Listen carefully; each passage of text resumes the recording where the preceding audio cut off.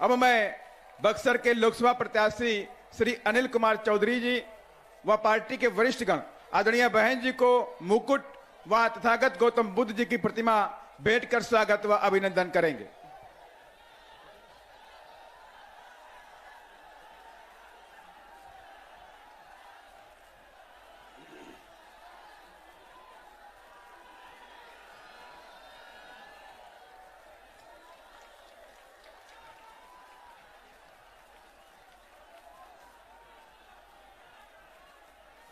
पीछे उठ जी,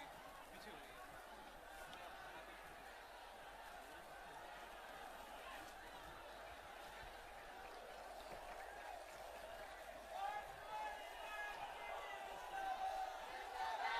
इसी क्रम में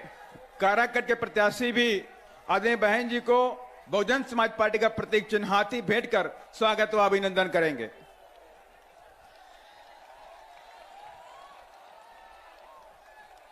और अब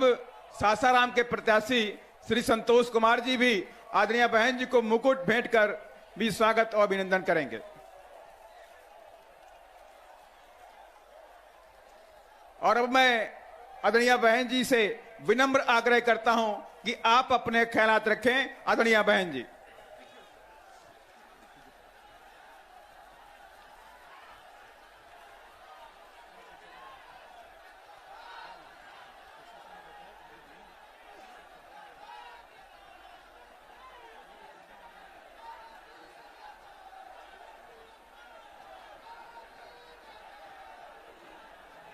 बीएसपी की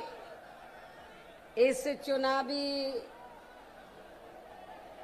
जनसभा में आए हुए पार्टी के सभी छोटे बड़े पदाधिकारी एवं कार्यकर्तागण, आज आप लोग देश में व यहाँ आपके बिहार प्रदेश में भी लोकसभा के लिए हो रहे आम चुनाव में अपनी पार्टी के उम्मीदवारों के समर्थन में मुझे सुनने के लिए यहाँ भारी संख्या में आप लोग इकट्ठा हुए हैं, तो उसके लिए मैं आप सभी लोगों का हार्दिक दिल से आभार प्रकट करती हूँ। वैसे आप लोगों को ये मालूम है कि हमारी पार्टी कांग्रेस, बीजेपी व अन्य किसी भी विरोधी पार्टी तथा गठबंधन आदि के साथ मिलकर नहीं, बल्कि अकेले ही अपनी पार्टी के बलबूते पर पूरी तैयारी व दमदारी के साथ ये चुनाव लड़ रही है। इसके साथ ही हमने टिकट बंटवारे के मामले में भी सर्व समाज के लोगों को बीएसपी में जुड़ने की तादाद को ध्यान में रखकर फिर उसी अनुपात में ही उन्हें उचित भागीदारी भी दी है, जिनको कामयाब बनाने के लिए पार्टी के लोग पूरे जी जान से लगे हैं। हालांकि आज आपकी यहाँ इकट्ठा हुई अपार भीड़ व भीड़ के जबरदस्त जोश को भी देखकर अब मुझे भी ये काफी हद तक भरोसा हो गया है कि आप लोग इस चुनाव में यहाँ अपने प्रदेश से अपनी पार्टी का बेहतर रिजल्ट जरूर लाएंगे। इसके लिए अब मैं आप लोगों का ध्यान कुछ जरूरी बातों की तरफ दिलाना चाहती हूँ, और इस संबंध में विशेषकर मैं कांग्रेस, बीजेपी व इनके अन्य सभी सहयोगी दलों के बारे में ये कहना चाहूंगी कि आज़ादी के बाद शुरू में केंद्र व देश के अधिकांश राज्यों में भी ज़्यादातर सत्ता जहां कांग्रेस पार्टी के ही हाथों में केंद्रित रही है, किंतु इनकी खासकर दलित, आदिवासी व पिछड़ा वर्ग विरोधी तथा अन्य और मामलों में भी रही गलत नीतियों व गलत कार्य प्रणाली आदि की वजह से ही फिर इस पार्टी को केंद्र व काफी राज्यों की भी सत्ता से बाहर होना पड़ा है। तथा यही स्थिति इनकी सहयोगी पार्टियों की भी बनी रही है। इससे जिस कारण ही फिर हमें बीएसपी को बनाने की जरूरत पड़ी है। इस संबंध में मैं आप लोगों को ये कहना चाहूंगी कि अंग्रेजों के जाने के बाद आजाद भारत में जब केंद्र में कांग्रेस पार्टी के नेतृत्व में सरकार बनी तो उस समय परम पूज्य बाबा साहब डॉक्टर भीमराव अंबेडकर आजाद भारत की पहली केंद्र की सरकार में वो लॉ मिनिस्टर बने थे, कानूनी मंत्री बने थे। तो बाबा साहब डॉक्टर अंबेडकर ने तो उस समय पंडित जवाहरलाल नेहरू एंड कंपनी के लोगों को ये कहा था कि मैंने भारतीय संविधान में एससी व एसटी वर्गों के लोगों को जो जिंदगी के हर पहलू में आगे बढ़ने के लिए जो इन्हें आरक्षण की सुविधा दी है, खासकर सरकारी नौकरियों में जो आरक्षण की सुविधा दी है, उसका पूरा लाभ इन वर्गों को नहीं मिल पा रहा है। इसलिए केंद्र की सरकार को इनको सख्त कदम उठाने चाहिए ताकि इन वर्गों को आरक्षण का पूरा लाभ मिल जाए, एससी व एसटी वर्गों के लोगों को। उस समय तक अति पिछड़े वर्गों के लोगों को आरक्षण की सुविधा प्राप्त नहीं थी। तो इसलिए बाबा साहब डॉक्टर अंबेडकर ने उस समय कांग्रेस पार्टी की सरकार को ये कहा कि भारतीय संविधान के आर्टिकल 340 के तहत उन्होंने व्यवस्था की थी। बाबा साहब डॉक्टर अंबेडकर ने भारतीय संविधान में आर्टिकल 340 की, तो बाबा साहब ने उस समय कांग्रेस की सरकार को ये कहा, तो उन्होंने ये कहा कि जो इस देश में एससी एसटी के अलावा जो अन्य और भी जातियां हैं जो शैक्षणिक, सामाजिक और आर्थिक क्षेत्र में पिछड़ी हुई हैं, तो बाबा साहब ने कहा कि आप उनको भी आरक्षण दीजिए एससी एसटी की तरह, इसके लिए आप कमीशन बनाइए। लेकिन उस समय केंद्र की कांग्रेस की सरकार ने बाबा साहब की इस बात को नहीं माना, जिससे बाबा साहब डॉक्टर भीमराव अंबेडकर बहुत दुखी हुए। और इतना ही नहीं, हिंदू कोड बिल के जरिए वो ये चाहते थे कि इस देश की महिलाओं को भी पुरुषों के बराबर का हक मिले। और भी बहुत से कारण थे जिसकी वजह से तो बाबा साहब डॉक्टर अंबेडकर को ये लगा कि जब कांग्रेस पार्टी बाबा साहब की बात को नहीं मान रही है, संविधान के हिसाब से नहीं चल रही है, तो फिर बाबा साहब ने ये फैसला लिया कि ऐसी सरकार में लॉ मिनिस्ट्री के पद पर बैठने से कोई फायदा नहीं है। उन्होंने लॉ मिनिस्ट्री से इस्तीफा दे दिया था। और उसके बाद आप लोगों को ये मालूम है, कांग्रेस पार्टी ने अति पिछड़े वर्ग के लोगों को उन्होंने आरक्षण नहीं दिया। पहले काका कालेलकर कमीशन बना, उसकी रिपोर्ट इन्होंने रद्दी की टोकरी में डाल दी। मंडल कमीशन बना, तो उसकी जब रिपोर्ट आई तो कांग्रेस ने उसको लागू नहीं किया। लेकिन जब केंद्र में सत्ता परिवर्तन हुआ, श्री बीपी सिंह की सरकार बनी, तो उस समय वो देश के प्रधानमंत्री बने, तो वो चाहते थे कि बीएसपी का भी समर्थन उनको मिलना चाहिए। हमारे कई मेंबर पार्लियामेंट थे लोकसभा में। उस समय मैं भी 1989 में लोकसभा में चुनाव जीत कर आई थी। तो हमने श्री बीपी सिंह को ये कहा था, हमें आपसे कुछ नहीं चाहिए, ना मिनिस्ट्री चाहिए, ना कुछ चाहिए। हम आपको 2 शर्तों पर आपको बाहर से समर्थन देने के लिए तैयार हैं। एक तो परम पूज्य बाबा साहब डॉक्टर भीमराव अंबेडकर, जिनको कांग्रेस ने भारत रत्न की उपाधि से सम्मानित नहीं किया था, उनको सम्मानित किया जाए। दूसरा, मंडल कमीशन की रिपोर्ट को लागू किया जाए। हमारी इन दोनों शर्तों को श्री बीपी सिंह की सरकार ने मान लिया और उस समय फिर बाबा साहब को भारत रत्न की उपाधि से सम्मानित किया गया और मंडल कमीशन की रिपोर्ट को लागू किया गया। तो इस प्रकार से कहने का तात्पर्य ये है,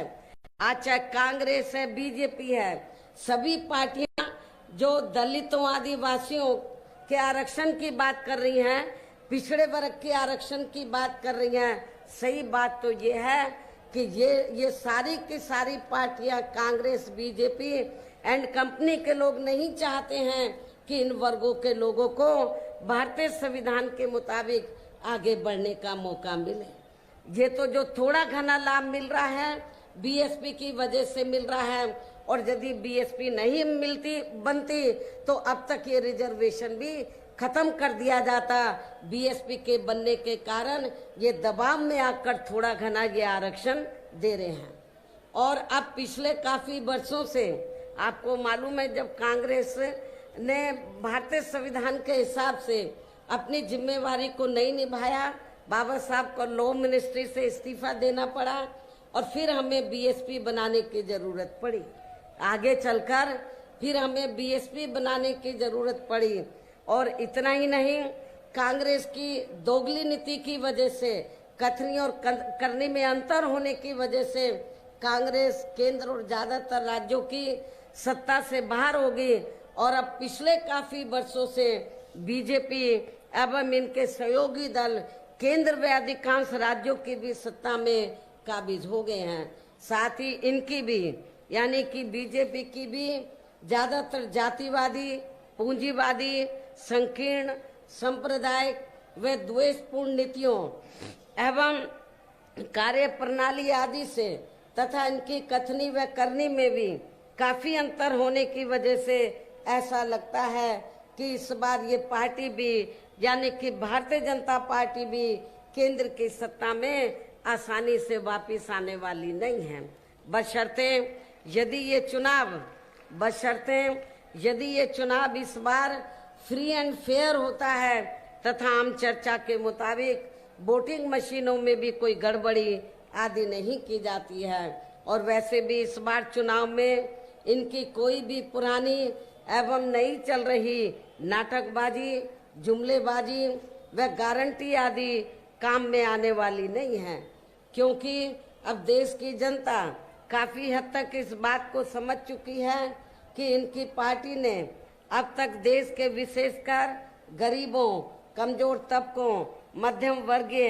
एवं अन्य मेहनत कश लोगों को जो इन्हें अच्छे दिन दिखाने के असंख्य प्रलोभन भरे वायदे किए हैं तथा अनेकों हवाई व कागजी गारंटी आदि भी दी है, तो उनका जमीनी हकीकत में अभी तक भी इन्होंने लगभग 1/4 हिस्सा भी कार्य पूरा नहीं किया है, बल्कि इसके स्थान पर इनका ज्यादातर समय व ताकत भी जहां इनके अपने चहेते रहे बड़े बड़े पूंजीपतियों एवं धन्ना सेठों को ही ज्यादा से ज्यादा मालामाल व धनवान आदि बनाने में तथा इन्हें हर स्तर पर छूट देने व बचाने में ही लगी रही है, जिनके अधिकांश आर्थिक सहयोग से ही ये पार्टी व अन्य पार्टियां भी अपना संगठन चलाती हैं तथा चुनाव आदि भी लड़ाती हैं, जिसका काफी कुछ खुलासा बॉन्ड की आई रिपोर्ट से भी हो जाता है। इस संबंध में वैसे आप लोगों को ये मालूम है कि अभी कुछ दिन पहले माननीय सुप्रीम कोर्ट ने बॉन्ड के बारे में ये खुलासा किया और अखबारों में भी ये खबर छपी कि इस देश में तो कांग्रेस, बीजेपी, अन्य जो और भी विरोधी पार्टियां हैं बीएसपी को छोड़कर, ये जो पार्टियां हैं इन्होंने बॉन्ड के जरिए इस देश के बड़े बड़े पूंजीपतियों व धन्ना सेठों से अपनी पार्टी के संगठन को चलाने के लिए व चुनाव आदि लड़ाने के लिए अरबों खरबों रुपया इन्होंने लिया है। ये माननीय सुप्रीम कोर्ट की रिपोर्ट से ये खुलासा हुआ है। लेकिन आपको जानकर खुशी होगी कि पूरे देश में बहुजन समाज पार्टी ही अकेली एक ऐसी पार्टी है, उस रिपोर्ट से ये खुलासा हुआ कि बहुजन समाज पार्टी ही अकेली एक ऐसी पार्टी है जिसने अपनी पार्टी के संगठन को चलाने के लिए व चुनाव आदि लड़ाने के लिए किसी भी पूंजीपति से एक भी रुपया नहीं लिया है, बल्कि हमारी पार्टी तो हर साल बीएसपी की मेंबरशिप के जरिए व जन्मदिन के मौके पर थोड़ा थोड़ा धन इकट्ठा करके, चुनाव के मौके पर भी कार्यकर्ताओं से थोड़ा थोड़ा धन इकट्ठा करके हमारी पार्टी अपने संगठन को चलाती है व चुनाव आदि भी लड़ाती है। इतना ही नहीं, इसके साथ ही अब ऐसा लगता है कि कांग्रेस पार्टी की तरह ही बीजेपी ने भी केंद्र की तमाम सरकारी जांच एजेंसियों का ज्यादातर राजनीतिकरण ही कर दिया है। इसके अलावा देश के किसान वर्ग भी वर्तमान बीजेपी की सरकार में शुरू से ही अपनी विभिन्न समस्याओं को लेकर काफी ज्यादा दुखी व परेशान रहे हैं और अभी भी है। जबकि यूपी में 4 बार हमारी पार्टी की रही सरकार ने इनके हितों का भी हर स्तर पर विशेष ध्यान रखा है। जब यूपी में 4 बार बीएसपी के नेतृत्व में सरकार बनी तो हमारी पार्टी की सरकार ने किसानों को समय से सस्ते साधन, खेती करने के लिए उनको सस्ते साधन उपलब्ध कराए और उनकी फसल का भी हमारी सरकार ने किसानों को उचित दाम दिया है, समय से दिया है और उचित दाम दिया है। इतना ही नहीं बल्कि केंद्र में पूर्व की रही कांग्रेसी सरकार की तरह ही वर्तमान भाजपा सरकार में भी इनकी जातिवादी, हीन, सांप्रदायिक एवं पूंजीवादी सोच नीतियों के चलते ही पूरे देश में सर्व समाज में से खासकर गरीबों, दलितों, आदिवासियों, पिछड़े वर्गों, मुस्लिम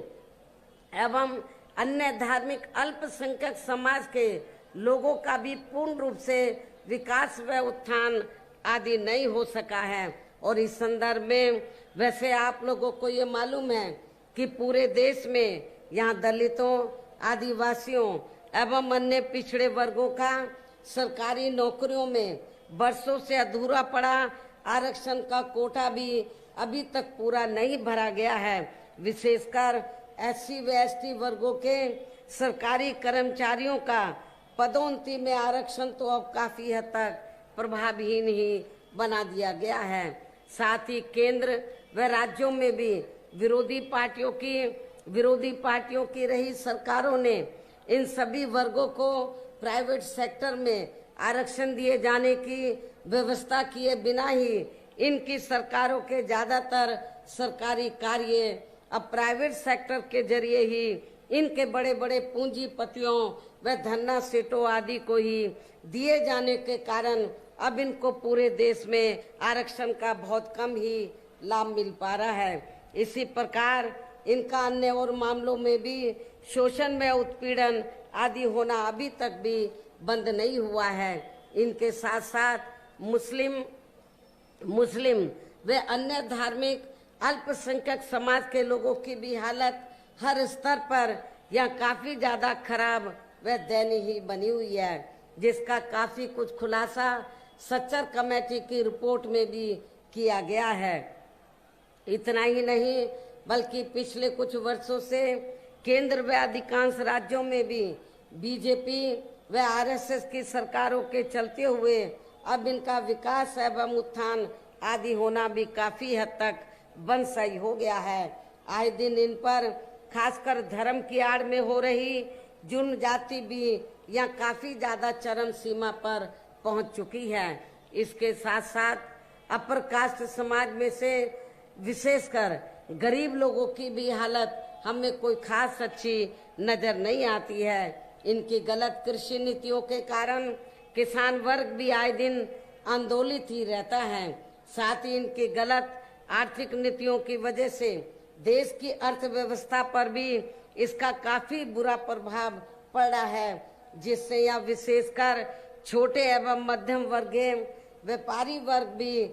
काफी ज्यादा दुखी व परेशान हैं। और अब केंद्र में पूर्व की रही सरकारों की तरह ही वर्तमान भाजपा सरकार में भी यहाँ पूरे देश में गरीबी, बेरोजगारी एवं महंगाई आदि भी लगातार काफी ज्यादा बढ़ रही है। देश में हर स्तर पर फैला भ्रष्टाचार भी कम नहीं हुआ है। ऐसे में अब आप लोगों को देश में हो रहे लोकसभा चुनाव में कांग्रेस, बीजेपी व इनकी सहयोगी पार्टियों को भी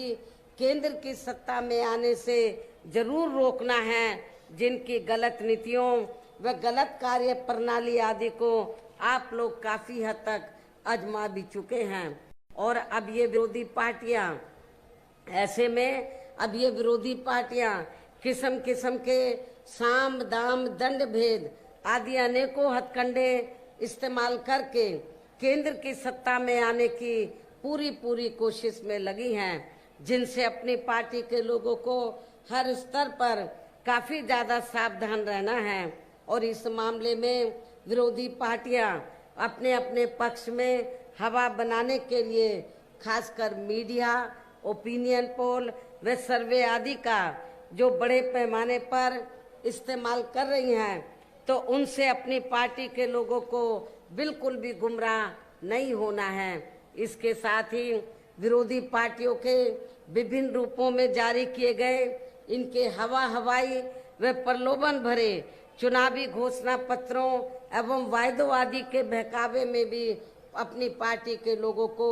कतई नहीं आना है, जिन्हें ये पार्टियां चुनाव खत्म होने के बाद ज्यादातर अमल में नहीं लाती हैं। और अब जिन पर से देश की जनता का अधिकांश विश्वास ही उठ गया है। और यही खास वजह है कि हमारी पार्टी किसी भी चुनाव में अपनी पार्टी का कोई भी चुनावी घोषणा पत्र आदि जारी नहीं करती है। वैसे भी हमारी पार्टी किसी भी मामले में कहने में बहुत कम बल्कि कार्य करके दिखाने में ही ज्यादा विश्वास रखती है। और इस बात का सबसे बड़ा सबूत ये है कि उत्तर प्रदेश में 4 बार हमारी पार्टी के नेतृत्व में रही सरकार ने चुनाव में पार्टी के बिना जारी किए गए घोषणा पत्र के ही प्रदेश में आम जनहित में काफी कुछ ऐतिहासिक कार्य करके दिखाए हैं, जिनके अब देश में अधिकांश पार्टियों की सरकारें काफी नकल भी कर रही हैं। जबकि इस मामले में हमारी पार्टी का ये कहना है कि यदि इन पार्टियों के स्थान पर केंद्र में हमें अपनी पार्टी की सरकार बनाने का मौका मिलता है, तो तब फिर हमारी पार्टी की बनी सरकार केंद्र में यहाँ अब तक की रही सभी विरोधी पार्टियों की सरकारों की तरह केवल हवाई व कागजी कार्य आदि नहीं करेगी, बल्कि उत्तर प्रदेश की तरह ही जमीनी हकीकत में ठोस कार्य करके दिखाएगी। और इस संदर्भ में खासकर मैं ये कहना चाहूंगी, केंद्र द्वारा देश में पिछले कुछ समय से अति गरीब परिवारों को अस्थायी तौर पर फ्री में जो थोड़ी सी खाद्य सामग्री दी जा रही है, तो उससे इनका अस्थायी तौर पर भला होने वाला नहीं है। आप लोगों को ये मालूम है, पिछले कुछ समय से केंद्र की सरकार जो गरीब लोग हैं तो उनको मुफ्त में राशन देकर फिर उसकी आड़ में चाहे छोटा चुनाव हो या बड़ा चुनाव हो, उसकी आड़ में फिर वो उनसे वोट मांगती है और उनको ये कहती है कि बीजेपी और आरएसएस ने आपको फ्री में राशन दिया है, इसके एवज में आप बीजेपी को वोट दीजिए, जिसमें रत्ती भर भी सच्चाई नहीं है, जिसमें तिल भर भी सच्चाई नहीं है। और इस संबंध में मैं आप लोगों को ये बताना चाहती हूँ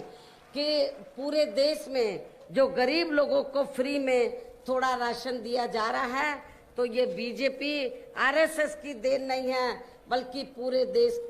देश में जो जनता टैक्स के जरिए केंद्र की सरकार को पैसा देती है, उस पैसे से ये फ्री में राशन आपको दिया जा रहा है। तो इसमें बीजेपी और आरएसएस की कोई मेहरबानी नहीं है, ये आप लोगों का ही अपना पैसा है। इसलिए आप लोगों को इनके बहकावे में बिल्कुल नहीं आना है। आप लोग अपना नमक खा रहे हैं, बीजेपी और आरएसएस का नमक नहीं खा रहे हैं। आप टैक्स से पैसा भारत सरकार के पास जो देते हैं, उससे आप लोगों को थोड़ा घना ये फ्री में राशन देते हैं। तो इसके भी बहकावे में आप लोगों को आकर अपना वोट बीजेपी को नहीं देना है। और वैसे भी इनकी ये यानी कि जो गरीब लोग हैं, इनकी ये जटिल समस्या देश में हर हाथ को काम देने से ही केवल दूर हो सकती है, जिसकी तरफ हमारी पार्टी की बनी सरकार विशेष ध्यान देगी। साथ ही देश में पिछले काफी वर्षों से आए दिन बढ़ रही गरीबी, बेरोजगारी व महंगाई आदि से भी जनता बहुत ज्यादा दुखी है, जिसे भी आर्थिक नीतियों में तब्दीली करके जरूर दूर किया जाएगा। धर्म की भी आड़ में पिछले कुछ वर्षों से खासकर मुस्लिम समाज के लोगों का द्वेष की भावना से जो इनका काफी ज्यादा शोषण व उत्पीड़न आदि किया जा रहा है, तो उसे भी जरूर रोका जाएगा। कहने का तात्पर्य ये है कि देश में इस समय हो रहे लोकसभा चुनाव में विरोधी पार्टियों के जारी किए गए उनके हवाई व प्रलोभन भरे चुनावी घोषणा पत्रों आदि के बहकावे में अब यहाँ खासकर देश के अति गरीबों, मजदूरों, बेरोजगारों एवं अन्य जरूरतमंद लोगों को बिल्कुल भी नहीं आना है। और अब इन्हें ऐसी सभी विरोधी पार्टियों को केंद्र की सत्ता में आने से जरूर रोकना है, जिनकी कथनी व करनी में काफी अंतर रहा है तथा जिन्हें ये लोग बरसों से आजमा भी चुके हैं। ऐसे में अब मेरा यही कहना है कि आप लोगों को अपने खुद के वे अपने प्रदेश एवं देश के भी हित में अपने वोटों को या कांग्रेस, बीजेपी व अन्य विरोधी पार्टियों को न देकर केवल अपनी एकमात्र हितैषी पार्टी बहुजन समाज पार्टी को ही देना है। जो ये पार्टी उत्तर प्रदेश की तरह ही केंद्र में भी अपनी पार्टी की सरकार बनने पर फिर पूरे देश में यह अपनी पार्टी की सर्वजन हिताय व सर्वजन सुखाय की नीतियों पर आधारित सरकार चलाएगी। इसके साथ साथ केंद्र से जुड़ी आपके क्षेत्र की जो भी यहाँ स्थानीय समस्याएं होंगी तो उन्हें भी फिर दूर करने का हर संभव पूरा प्रयास किया जाएगा। साथ ही यहाँ गरीबों, मजदूरों, बेरोजगारों, कर्मचारियों, किसानों, छोटे व्यापारियों एवं अन्य मेहनत कश लोगों के हितों का भी विशेष ध्यान रखा जाएगा। सर्व समाज में से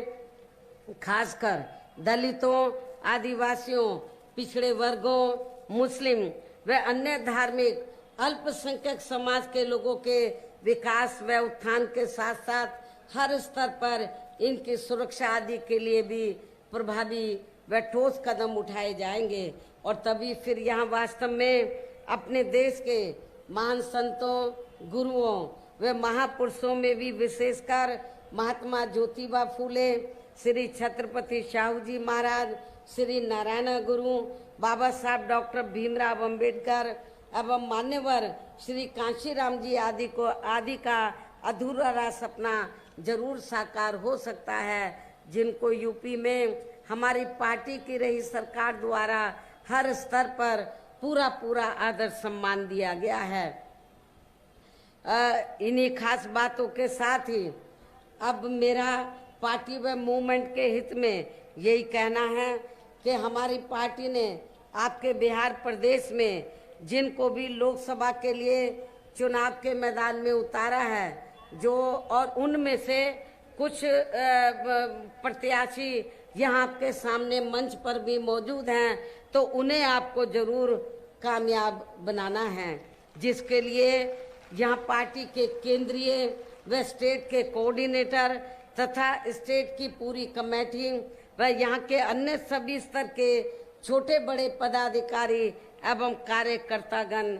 आदि पूरे जी जान से लगे हैं। और अब अंत में मेरा यही कहना है कि आप लोगों को वोट पड़ने वाले दिन यहाँ अपनी पार्टी के सभी लोकसभा उम्मीदवारों को आपके इस क्षेत्र के, क्योंकि बक्सर में ये प्रोग्राम हो रहा है, तो आपके इस क्षेत्र के खास तौर से बक्सर लोकसभा की सीट से हमने श्री अनिल कुमार चौधरी को चुनाव के मैदान में उतारा है, जो अति पिछड़े वर्ग से ताल्लुक रखते हैं और पूरे बहुत ही सामाजिक हैं। और आपके क्षेत्र को मैं विश्वास दिलाना चाहती हूँ, आप लोगों ने यदि इनको जिताकर भेज दिया तो आपके क्षेत्र को जरूर ये विकसित करने के लिए पार्लियामेंट में आवाज उठाएंगे। आपके अपने ऐसे मिशनरी साथी श्री अनिल कुमार चौधरी को हमने यहाँ बक्सर लोकसभा की सीट से हमने चुनाव के मैदान में उतारा है। इसके साथ ही सासाराम सुरक्षित लोकसभा की सीट है, यहाँ से हमने श्री संतोष कुमार को मैदान में चुनाव के मैदान में उतारा है। काराकाट लोकसभा की सीट से हमने श्री धीरज कुमार सिंह को हमने अपना प्रत्याशी बनाया है। इस प्रकार से तो आपके ये बक्सर में जो पार्टी की विशाल चुनावी जनसभा हो रही है, रैली हो रही है, ये इसमें खास तौर से हमारे 3 लोकसभा के